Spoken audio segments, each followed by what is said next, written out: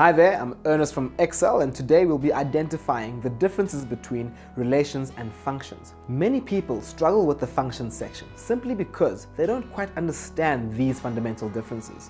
So for clarity, let's start by defining relations and functions. A relation is simply a link between two sets of numbers where each input is linked to one or more outputs by a specific rule. A function, however, is a relation except that each input has to have only one specific output. All functions are therefore relations, but not all relations are functions. In the same way that all thumbs are fingers, but not all fingers are thumbs. So, if we look at the following relations, let's determine which ones are functions and which ones aren't. Keeping in mind that functions only have one specific output, the one-to-one relation. This is a function, as our input only has a single output. The one-to-many relation. This is not a function, as our single input has various or multiple outputs.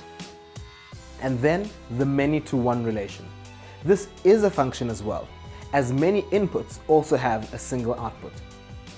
To better demonstrate the differences between a relation and a function, I'd like to use the simple example of a motorbike.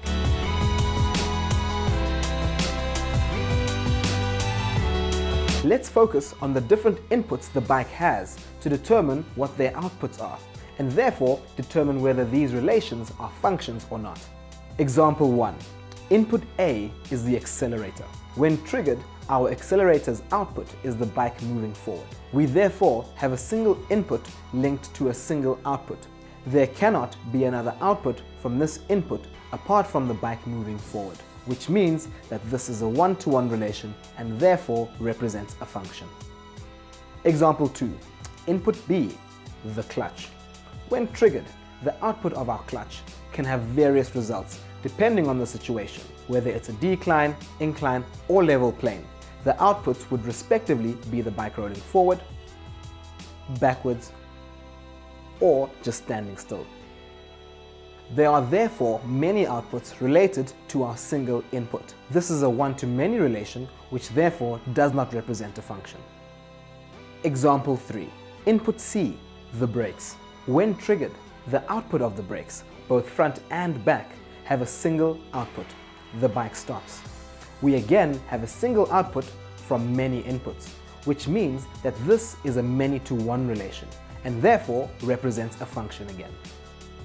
In grade 12, this ties into the vertical line test, which is used to prove if a graph is a function or not. This can be done by moving a vertical line across the graph and determining the number of intercept points we have. The number of intercepts the graph has is equal to its number of outputs. Therefore, if there is more than one intercept, there are many outputs, and the graph is not a function. However, if there is only a single intercept, then there is only a single output, and the graph is therefore a function. So, in summary, whenever you try and determine whether a relation is a function or not, all you have to do is look at the outputs of that relation. If the relation has many outputs, then it is not a function.